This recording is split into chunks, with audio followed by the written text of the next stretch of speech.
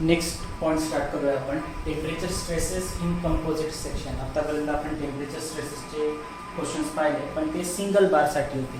आता या ठिकाणी आपण कंपोजिट सेक्शन कन्सिडर केला, याचा अर्थ मल्टिपल बार्स राहतील, ॲटलिस्ट 2 किंवा 2 पेक्षा जास्त. तर काय करतोय आपण बघा, कंडिशन तशाच वापरायच्या आहेत जे तुम्ही मागच्या वेळेस यूज करत होते. 2 बार कन्सिडर केले मी, तर बार 1 आणि 2 दोन्ही बारचे जे दोन्ही एंड आहेत ते रिजिडली फिक्स्ड आहे, आणि त्या ठिकाणी लेंथ किती कन्सिडर केली आपण त्यांची एल.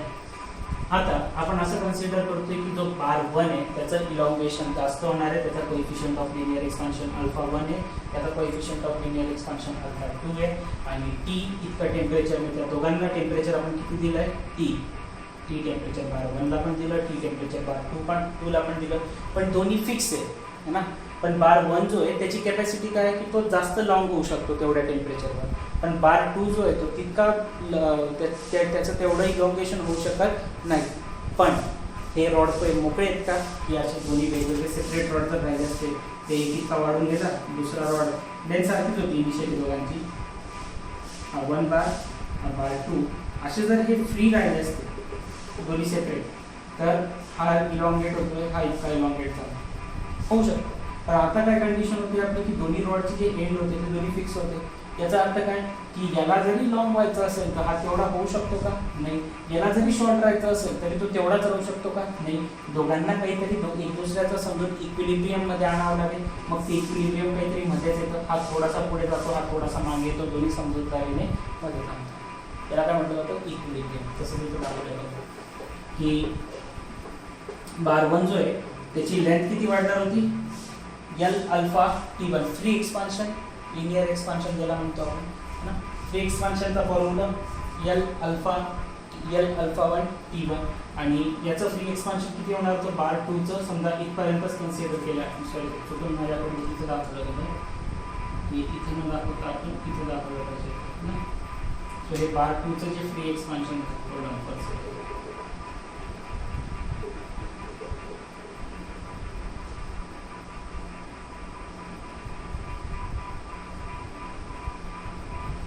बार 2 चं जे फ्री एक्सपान्शन झालं ते किती झालं, एल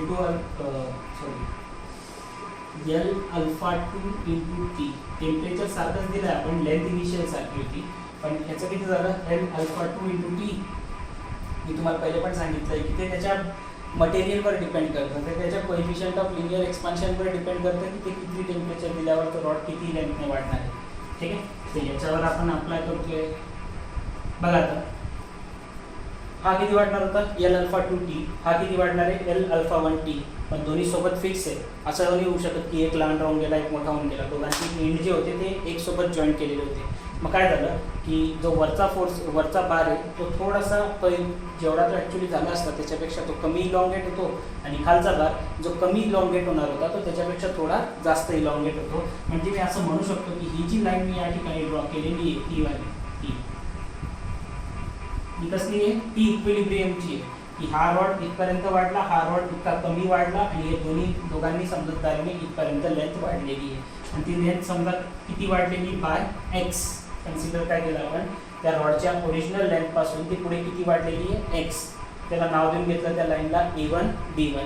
म्हणजे ॲक्च्युली काय झालं की इथं जो हा फिक्स एंड होता, या फिक्स एंडने जो रॉड 1 जो वाढत होता त्याला थांबवायचं काम केलं, मध्ये दाबलं, त्याला वाढू दिलं का, नाही, त्याला पुश करून ठेवलं. कसा फोर्स लावला त्याने, मध्ये त्याला दाबून ठेवायचं काम केलं. याचा अर्थ कॉम्प्रेसिव्ह फोर्स लावला याने. लेट्स से किती फोर्स लावला, तर P1 इतका फोर्स लावला, आणि हा रॉड जो इतकाच वाढणार होता है ना, पण त्याला जबरदस्ती पुढे वाढवलंय. हा रॉड जर इतकाच वाढणार होता त्याला जबरदस्ती पुढे वाढवलंय. म्हणजे हा जो फोर्स लागत होता या एंडकडून, तो एंड काय करत होता, त्याला आता समोर खेचत होता. तर खेचताना समजा किती फोर्स लावला त्याने, P2. का बरं खेचत होता, कारण की त्याला या A1 B1 लाईनपर्यंत वाढवायचं होतं. हा याला का बरं दाबत होता, कारण की याला A1 B1 लाईनवर थांबवायचं होतं. याला वाढवायचं आहे, त्याला थांबवायचं आहे. होप तुम्हाला या कन्सेप्ट क्लिअर झाले असतील, कन्सिडरेशन काय आहे. मग आता फ्री एक्सपान्शन जर कन्सिडर केलं आपण, so here free expansion of rod 1 किती झालं, ॲक्च्युली किती होणार होतं, एल अल्फा 1 टी इतकं होणार होतं. पण तेवढं झालंय का, तेवढं झालं आहे का, जेवढं त्याचं ॲक्च्युअली फ्री एक्सपान्शन होणार होतं एल अल्फा 1t किंवा आणि बीचं जे होणार आहे एल अल्फा 2t हे तेवढे ॲक्च्युली झालेले आहेत का? फ्री एक्सपान्शन तेवढं झालेलं नाही आहे, त्यामुळे आपण काय म्हणणार की ॲक्च्युली जे फ्री एक्सपान्शन जे प्रिव्हेंट झालेलं आहे ते किती होतं? L alpha 1t minus x. परत एकदा सांगतोय बघा, फिक्स एंडने ते रॉडची जी लेंथ वाढणार होती ती वाढवण्यापासून थांबवून दिली है ना. तर वाढवण्यापासून जर थांबवून दिलेली आहे तर ती किती लेंथ थांबवली आहे? इतकी लेंथ थांबवली ना त्याने, ही वाली लेंथ. हा जो फिक्स एंड होता याने रॉडला वाढू दिलं नाही, तर फ्री एक्सपान्शन ऑफ रॉडवर न टाकता आपण काय करतो, फ्री एक्सपान्शन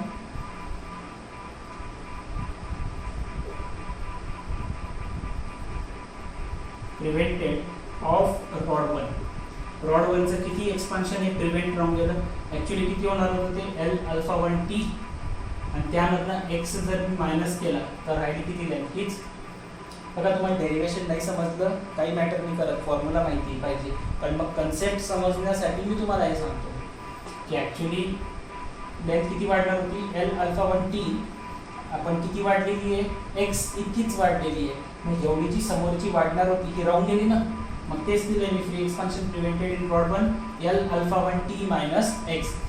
रॉड वाढणार होता पण त्याला काय करून घेतलं, वाढून नाही दिलं. म्हणजे कोणता टाईपचा या ठिकाणी स्ट्रेन जनरेट होतोय, कॉम्प्रेसिव्ह जनरेट होतोय. So here compressive strain in rod 1. स्ट्रेनचा फॉर्म्युला काय, change in length upon original length. किती झालं ते L alpha 1t minus X divide by original length L. तर हिअर काय येऊन गेलं इक्वेशन. बघा आता याला जर सेपरेट डिव्हिजन केलं मी एलने तर हा एल कॅन्सल होऊन जाईल. इथं काय राहिला फक्त alpha 1 into T minus X upon L. Separate divide केला मी दोघांना, दोन्ही टर्मला सेपरेट डिव्हिजन केलं. इक्वेशन 1. हे काय भेटलं तुम्हाला, हे भेटलेलं आहे तुम्हाला कॉम्प्रेसिव्ह स्ट्रेन. जो कॉम्प्रेसिव्ह स्ट्रेन जनरेट होणार होता तो फाइंड आउट केला आपण. समजा आपण याला E1 ने डिनोट करून देऊ. ठीक आहे, याला कशाने डिनोट करून देऊ आपण E1. आता सिमिलरली जर बार 2 बद्दल बघायचं म्हटलं तर बार 2 मध्ये सुद्धा लेंथ काय होणार होती, वाढणार होती. पहिल्या ह्याच्यात जर लेंथ वाढत होती, कॉम्प्रेसिव्ह स्ट्रेन जनरेट झाला, तर बार 2 ही लेंथ कमी राहिली, त्याला जबरदस्ती मोठं करण्यात आलेलं. तर त्याच्यामध्ये कोणता स्ट्रेन जनरेट होईल, टेन्साइल स्ट्रेन जनरेट होईल. मग टेन्साइल स्ट्रेन किती येईल ते बघून घेऊ. Tensile strain is equal to काय होईल इथं, tensile strain in rod 2.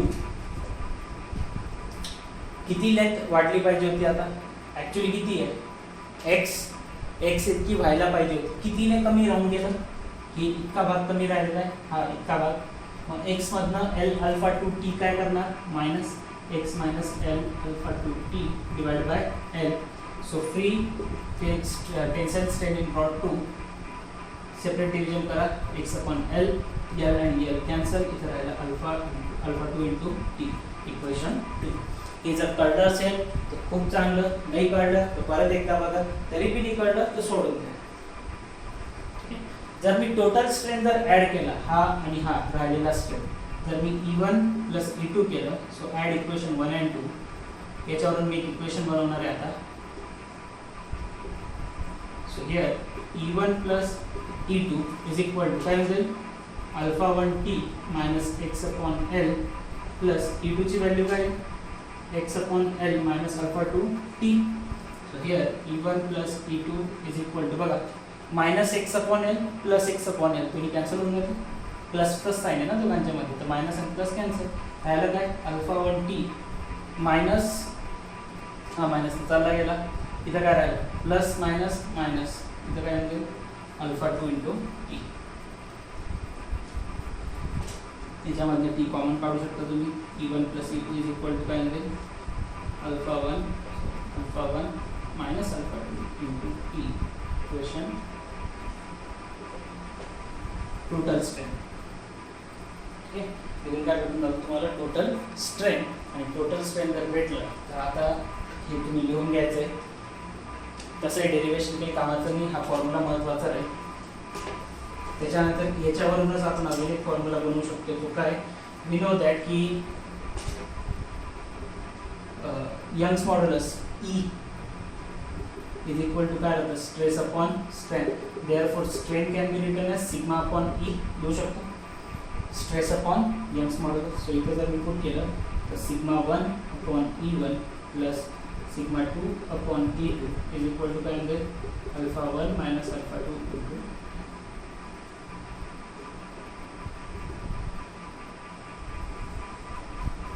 Sigma 1 upon E1 plus sigma 2 upon E2 is equal to काय होईल alpha 1 minus alpha 2 into T. आता आपल्याला हे तर माहिती आहे की जर इक्विलिब्रियम मध्ये राहिलं होतं तर जे फोर्सेस जनरेट होणार आहेत दोन्ही साईडला ते फोर्सेस कसे राहतील सारखे. इक्विलिब्रियम तेव्हाच येईल ना ज्यावेळेस हे दोन्ही साईडचे ऍक्ट होणारे फोर्सेस सारखे होऊन गेले. म्हणून तर रॉड आता हा कमी होत नाही हा वाढत नाही. सो इथे लिहून टाकू. मला हे 3 फॉर्म्युलेस माहिती पाहिजे फक्त तुम्हाला, बाकी काही रिक्वायरमेंट. हा 1 हा 2 हा नाही बी राहिला चालेल. हे दोनच जास्त महत्वाचे राहतील हा 1 आणि इकडचं. ॲज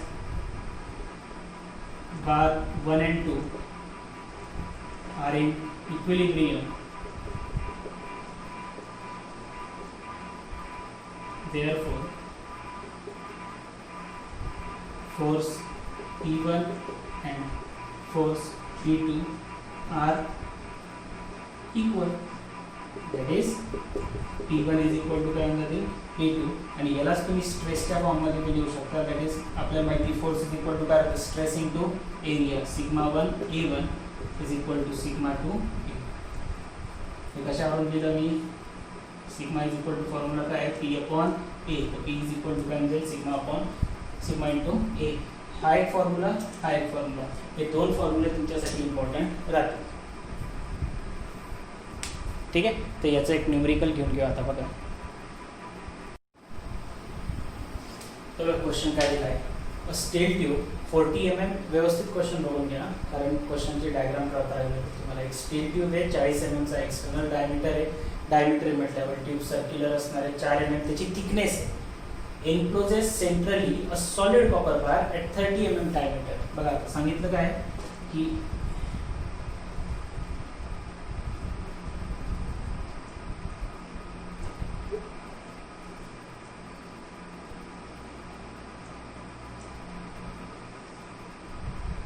असा एक स्टीलचा बार आहे. त्या स्टील बारची जी डायमीटर आहे ते किती सांगितलंय 40 mm. ठीक आहे 40 mm डायमीटर. 4 mm थिकनेस आहे त्याची. आता जर ट्यूब आहे तर थिकनेस असं गोल राहील ना पूर्ण तर पूर्ण थिक राहील तो तेवढा 4 mm चा असा पूर्ण पट्टा राहील तो. तर मग 4 mm थिकनेस वरती पण सोडावी लागेल तुम्हाला. 4 mm थिकनेस खाली पण. हे मी तुम्हाला पहिले पण एका क्वेश्चनमध्ये सांगितलं होतं असं थिकनेस राहिली तर दोन्ही साईडला सोडायला लागते. तर हे किती होऊन जाईल तुमचं this is 4 mm and this is 4 mm. ठीक आहे. तर वरचं 4 खालचं 4 जर सोडून दिलं हे किती झालं मधला डायमीटर. इंटरनल डायमीटर किती झालं त्याचा 32 mm.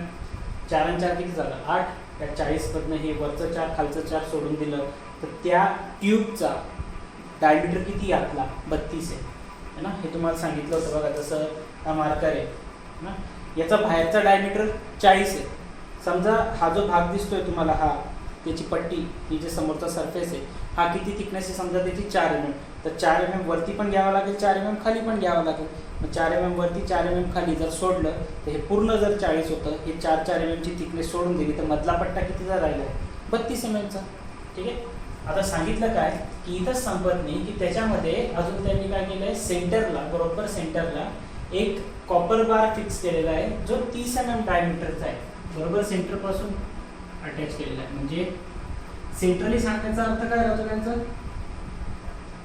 की सेंटरची जी लाईन राहील तुमची या 40 mm ची जी सेंटर लाईन आहे 40 mm वाल्याची सेंटर लाईन कुठे येईल वरती 20 खाली 20. तर हा जो मधला बार लावलेला आहे आपण कॉपरचा हा पण सेंट्रली लावलेला आहे. याचा अर्थ काय की हा बरोबर सेंटर पासून वरती 15 राहील आणि खाली 15 राहील. हे तुम्हाला समजण्यासाठी मी सेंटर लाईन ड्रॉ केली मिटून टाकतोय. अशी पण भरपूर लाईन्स झाल्या आहेत तिथं. तर हा जो मधला भाग आहे दिस लाईन दिस इज 30 mm. हा कसला रॉड आहे कॉपरचा. हा कसला आहे स्टीलचा. स्टीलचा ट्यूब आहे आणि त्या ट्यूबच्या मध्ये एक रॉड आहे. अशी एक ट्यूब आहे गोल आणि या गोल ट्यूब मध्ये एक रॉड आहे 30 mm चा ट्यूबचा जो डायमीटर होता बाहेरचा तो 40 होता आणि ट्यूब 4 mm ची, ठीक आहे. म्हणजे वरती खाली 4 mm सोडलं तर ट्यूबचा मधला डायमीटर कितीचा आहे 32चा आणि त्या 32च्या मध्ये 30चा कॉपरचा रॉड लावलेला आहे. असा क्वेश्चन आहे. The bar and the tube are rigidly connected together at the ends. Bar आणि ट्यूब जे आहेत ते सगळे एंडवर कसे कनेक्ट करण्यात आलेले आहेत, रिजिडली कनेक्ट करण्यात आलेले आहेत, फिक्स आहेत त्यांचे एंड. तर सांगितलं काय आणि त्यांचं टेम्परेचर बघा, they are connected together at the ends at the temperature 40 degree Celsius. Find the stress in the nature, find the stress and it's nature in each metal when heated to 180 degree Celsius. Given लिहून घेतो मी आता. सगळ्यात पहिले D1 external diameter of steel.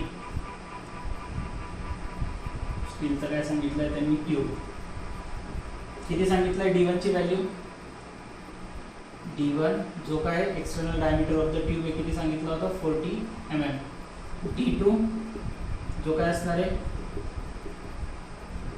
Internal diameter of tube of steel tube is equal to काय होईल 40 minus 2 into 4 which is equal to 32 mm.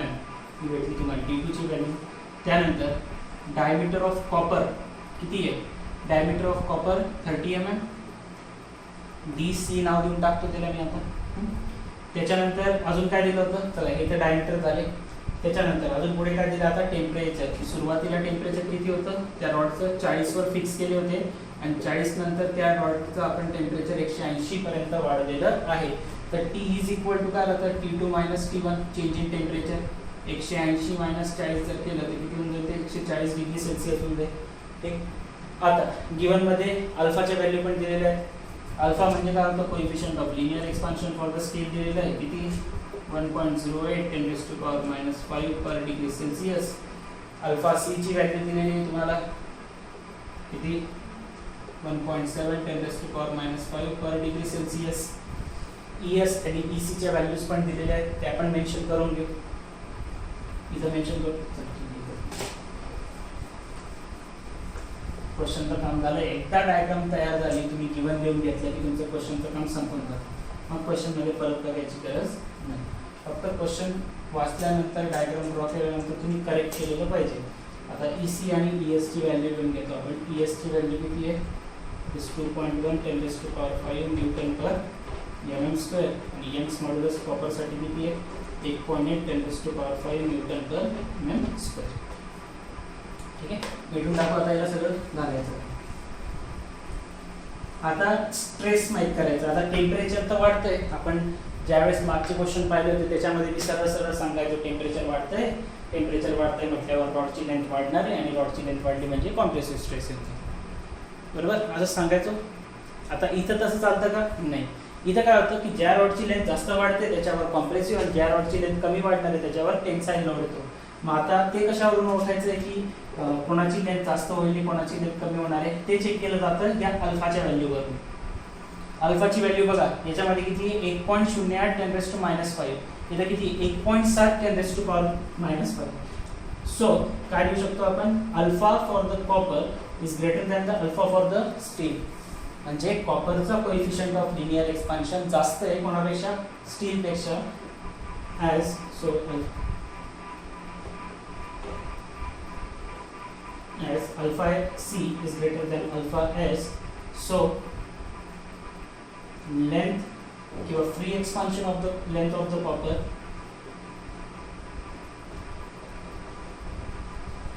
increases more compared to steel. तर हे कशावरून लिहिलं, कारण तुम्हाला माहिती की change in length is equal to काय होतं L अल्फा T. दोघांची सुरुवातीची लेंथ काय आहे, सेम आहे. दोघांचा टेम्परेचर डिफरन्स काय येणार आहे तेवढाच 140चा. चेंज काय होऊ शकतं फक्त दोघांमध्ये अल्फा. ज्याचा अल्फा जास्त त्याचा चेंज इन लेंथ जास्त. मग कोणाचा अल्फा जास्त आहे, कॉपरचा. मग कॉपरची लेंथ जास्त वाढणार. सो हिअर काय लिहू शकतो आपण की जर ज्याची लेंथ जास्त वाढेल त्याच्यावर कोणता स्ट्रेस येतो, कॉम्प्रेसिव्ह स्ट्रेस येतो. सो याच्यामध्येच कंटिन्यू करू. As compared to steel, therefore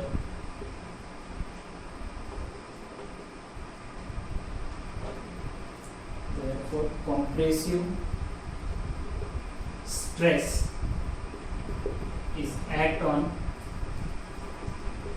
copper and tensile stress is act on steel. कळलंय तुम्हाला कॉम्प्रेसिव्ह स्ट्रेस आणि टेन्साइल स्ट्रेस कधी ऍक्ट होता येते. आता यानंतर पहिला तर क्वेश्चन आपला झाला की आता नेचर ऑफ द स्ट्रेस आपण फाइंड आउट करून घेतला. आता आपल्याला स्ट्रेसची व्हॅल्यू पण फाइंड आउट करायची आहे आणि तुम्हाला हे क्लिअरली समजतंय की हा आपला कंपोजिट सेक्शनचा क्वेश्चन आहे टेम्परेचरसाठी. त्याच्यासाठी मी तुम्हाला आता सांगितलं की दोनच फॉर्म्युले महत्त्वाचे. एक कोणता होता P1 is equal to P2 म्हणजे ते sigma E1 is equal to sigma 2 E2 आणि दुसरा होता that sigma 1 upon E1 plus sigma 2 upon E2 is equal to alpha 1 minus alpha 2 into T. दोन्ही कंडिशन लावून घेऊ. We know that की equilibrium मध्ये काय असणार आहे P1 is equal to P2 म्हणजे sigma 1 A1 is equal to काय होईल sigma 2 A2. ठीक आहे. मग आता sigma 1 A1 sigma 2 A2 condition माहिती नाही सगळ्यांना की लेंथ भले कमी जास्त वाढेल पण फिक्स एंड असल्यामुळे दोन्ही इक्विलिब्रियम मध्ये येतील म्हणून तर ते डेरिव्हेशन सांगत बसतो मी तुम्हाला पहिले 15 मिनिटं. काय करणार बघा आता इथं सिग्मा 1 आणि सिग्मा 2 हे तर आपल्याला माहित नाहीये. सिग्मा 1 म्हणजेच काय असणार आहे तुमचं स्टीलचं स्ट्रेस स्टीलवर ऍक्ट झालेला आणि सिग्मा 2 म्हणजे काय असणार आहे तुमचा कॉपरवर ऍक्ट झालेला स्ट्रेस. पण A1 A2 पण माहित नाहीये तर A1 A2 तर काढू शकतो आपण डायमीटरचा वापर करून. एरिया कसा काढायचा बघून घ्या. A1 is equal to A1 कोणासाठी होतं स्टीलसाठी. A1 is equal to area of the steel circle आहे म्हटल्यावर काय करणार π/4 d². पण डायमीटर इथं व्यवस्थित घ्यायचे. ज्यावेळेस पण हॉलो सेक्शन राहतो ना पोकळ राहतो ट्यूब त्यावेळेस काय करतात एक्सटर्नल डायमीटर मधून इंटरनल डायमीटर मायनस केला जातो. हे पहिले पण घेतलं आपण π/4 × d1² - d2². So A1 is equal to area of steel is equal to π/4 into d1 ची व्हॅल्यू काय पुट करणार 40 raised to power 4 minus 32 raised to power 4 internal diameter. So A1 is equal to इधर येऊन π/4 40 चा square जो काही होतो तुम्ही लिहून घ्या. ते आता मी डायरेक्ट आन्सर देतो. इथं माझ्याकडे असं वैकल्सी नाही आहे. सॉरी π/4 d² आहे ना मी चुकून raised to power 4 लिहून π/4 d1² - π/4 d2² 40² - 32². ठीक आहे. कसं करणार पहिले 40 चा स्क्वेअर करायचा मायनस 32² जी काही व्हॅल्यू भेटेल त्याला मल्टिप्लाय बाय π/4. मग आन्सर आलं पाहिजे तुमचं A1 चं एरिया ऑफ द काय कसं राहिलं आपण स्टील ना एरिया ऑफ स्टील आला पाहिजे 452.39 452.39 mm एरिया तर mm². आता काय काढणार सेकंड एरिया. सेकंड एरिया कोणासाठी कॉपरसाठी. कॉपरसाठी त्यांनी क्लिअरली सांगितलं होतं की हा हॉलो आपलं काय म्हणतं सॉलिड सेक्शन आहे म्हणून सॉलिड सेक्शन आहे. तर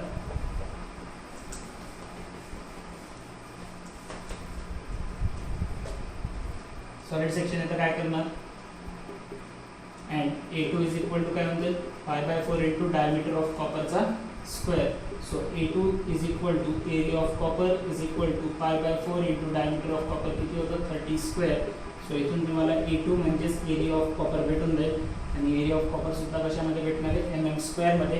30 चा स्क्वेअर होतो 900 गुणिले π/4 जर केलं तर एरिया ऑफ कॉपर भेटला पाहिजे तुम्हाला 706.86 706.86 mm².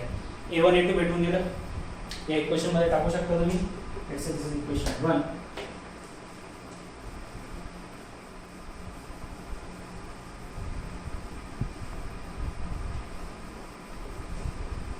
काय येतं पुटिंग इक्वेशन 1 तर काय म्हणते सिग्मा 1 into A1 च्या जागी काय पुट करणार 452.39 is equal to sigma 2 into A2 च्या जागी काय पुट करणार 706.86. So here 452.39 sigma 1 is equal to 706.86 sigma 2. एक नवीन इक्वेशन भेटलं. तुम्ही पाहिजे तर हे 452.39 इकडे आणून डिवाइड करून टाका. Sigma 1 is equal to 1 point something into sigma 2 असं पण एक इक्वेशन भेटेल तुम्हाला. ठीक आहे. आणि तेच आपण काढणार आहे की सिग्मा 1 इज इक्वल टू काय येणार तुमचं, दॅट इज 1 आपण कोणासाठी घेतलं, एक मिनिट मला चेक करून घेऊया नाही तर गडबड होऊन जायची. 1 आपण कोणासाठी घेतलेलं आहे, स्टीलसाठी. ठीक आहे. आणि 2 कोणासाठी घेतलेलं आहे, कॉपरसाठी. बरोबर आहे. सिग्मा ए घेतलं होतं आपण स्टीलसाठी ना. Sigma 1 is equal to sigma 1 is equal to तुमचं मग 1.5625 सिग्मा 2 किंवा यालाच तुम्ही काय लिहू शकता, sigma for the steel is equal to 1.5625 into sigma for the copper. कारण 1 आपण कोणासाठी घेतलेलं आहे, स्टीलसाठी, आणि 2 कोणासाठी घेतलेलं आहे, कॉपरसाठी. तुम्ही पाहिजे तर सिग्मा एस सिग्मा सी असं पण लिहू शकता. इथून एक इक्वेशन भेटला आता आहे नवीन. So equation number 2. कंपोजिटमध्ये तुमच्याकडे ज्या कंडिशन्स आहेत त्या 2 कंडिशन लावायच्या फक्त, त्याच्यावरूनच आन्सर भेटतील तुम्हाला. हे झालं. दुसरी कंडिशन काय होती, we know that sigma 1 upon E1 plus sigma 2 upon E2 is equal to काय होतं, alpha 1 minus alpha 2 into T. ज्याचा अल्फा जास्त असेल त्याच्यातनं दुसरा अल्फा मायनस करून टाकायचा, त्याचा काही जास्त विचार करायची गरज नाही. ठीक आहे. चला याच्यामध्ये व्हॅल्यू पुट करून घेऊ. याला जर तुम्हाला 1-2 मध्ये कन्फ्युजन होतंय तर sigma for the steel divide by Young's modulus of the steel तर sigma for the copper divide by Young's modulus of the copper is equal to alpha कोणाचा जास्त होता, कॉपरचा. Alpha for the copper minus alpha for the steel multiply by T. याच्यामध्ये विचार नाही करायचा कोणता प्लस घेईल कोणता मायनस घेईल. जो जास्त असेल त्याच्यातून दुसरा उडून द्यायचा म्हणजे मायनस करून टाकायचं. ओके. सो सिग्माच्या व्हॅल्यूज आपल्याला दिलेल्या होत्या, सिग्मा आणि ई दोघांच्या व्हॅल्यूज दिलेल्या आहेत. त्या व्हॅल्यूज मी पुट करून घेतो कारण सगळ्या रफ करून ठेवून दिलेल्या आहेत. सिग्मा एस ई ची व्हॅल्यू दिली होती ना आपल्याला, Young's modulus for the steel. Young's modulus for the steel दिलं होतं तुम्हाला, that is 2.1 into 10⁵. Young's modulus for the copper दिलं होतं तुम्हाला 1.1 into 10⁵ is equal to alpha 1 ची व्हॅल्यू दिली होती कॉपरसाठी, सॉरी 1.7 10⁻⁵, 1.08 10⁻⁵, चेंजिंग टेम्परेचर 140. ठीक आहे. ओके. मी कसली व्हॅल्यू पुट केली बघा. स्टीलसाठी दिलेलं होतं 2.1, कॉपरसाठी 1.1, अल्फा सी कॉपरची व्हॅल्यू दिलेली होती, इक्वल टूचं साईन टाकून त्याला समोर लिहायचं जागा म्हणून खाली लिहिलं आहे alpha C minus alpha S multiply by change in temperature. 40 ते 180 होतं, आपण टेम्परेचर काढलं होतं 140. आता राहिलं काय बघा, सिग्मा एस आणि सिग्मा सी. सिग्मा एसच्या जागेवर तुम्ही फ्रॉम इक्वेशन 2 काय लिहू शकता, it is 1.5625 sigma C plus sigma C. ठीक आहे. कॉमन काय दोघांमध्ये, सिग्मा सी घ्या बाहेर काढून. So sigma C multiply by 1.5625 divide by 2.1 into 10⁵ plus इथून सिग्मा सी निघून गेला, काय राहिलं 1 divide by 1.1 into 10⁵ is equal to ही समोरची व्हॅल्यू ॲज इट इज, त्याचं सबस्ट्रॅक्शन करावं लागेल 1.7. त्याच्यामध्ये मी 10⁻⁵ कॉमन आहे ना, 10⁻⁵ कॉमन घेतलं ते येऊन जातं 0.62 तुमचं.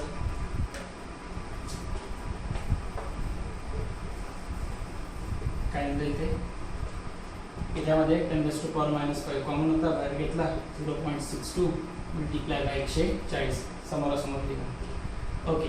सिग्मा सी काढायचं आहे, पहिले हे कॅल्क्युलेट करावं लागेल तुम्हाला. कसं करणार, कॅल्सी आहे तुमच्याकडे, जास्त काही कठीण काम नसलं पाहिजे तुमच्यासाठी. हे पहिले एक कॅल्क्युलेट करा, 1.5625 डिवाइड बाय हे 2 व्हॅल्यू परत इथे एक ब्रॅकेट टाकावं लागेल. 1.5625 डिवाइड बाय 2.1 इंटू 10⁵ जी काय व्हॅल्यू भेटेल ती इथं पुट करायची, प्लस 1 डिवाइड बाय इथं ब्रॅकेट टाकावं लागेल 2 व्हॅल्यूज आहेत म्हटल्यावर 1 डिवाइड बाय 1.1 इंटू 10⁵ हे सगळं कॅल्क्युलेट केलं की इथं व्हॅल्यू भेटेल ती एक टाकून द्यायची, इज इक्वल टू ही मल्टिप्लिकेशन करावं लागेल. किती होईल ते 6.2 एक 14 14 दुने 28 2 42 आणि 84 84 2 86 86.8 इंटू 10⁻⁻5 असं काहीतरी येईल. सिग्मा सी काढायचं आहे, या दोघांची ॲडिशन करा, जी काही व्हॅल्यू भेटेल ती या व्हॅल्यूला डिवाइड करून टाका. इकडे मल्टिप्लिकेशनमध्ये ना याच्यासोबत सिग्मा सी सोबत ह्या दोन व्हॅल्यू म्हणजे ह्या केवळ ह्या दोन व्हॅल्यू इकडे येताना डिवाइड इथून भेटेल सिग्मा सी. एक मिनिट व्हॅल्यूज बघतो, जर टेक्स्टबुकमध्ये दिले असेल तर लिहून टाकतो मी, म्हणजे कन्फ्युजनचं काम नाही राहणार.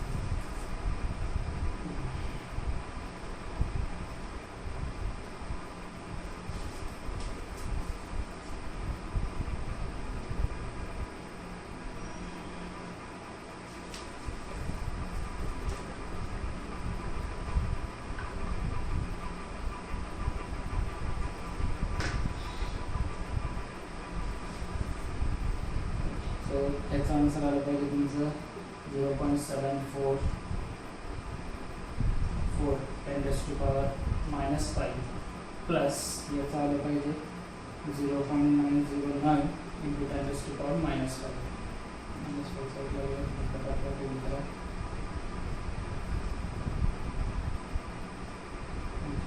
आणि इथं आल्यावर डिवाइड होईल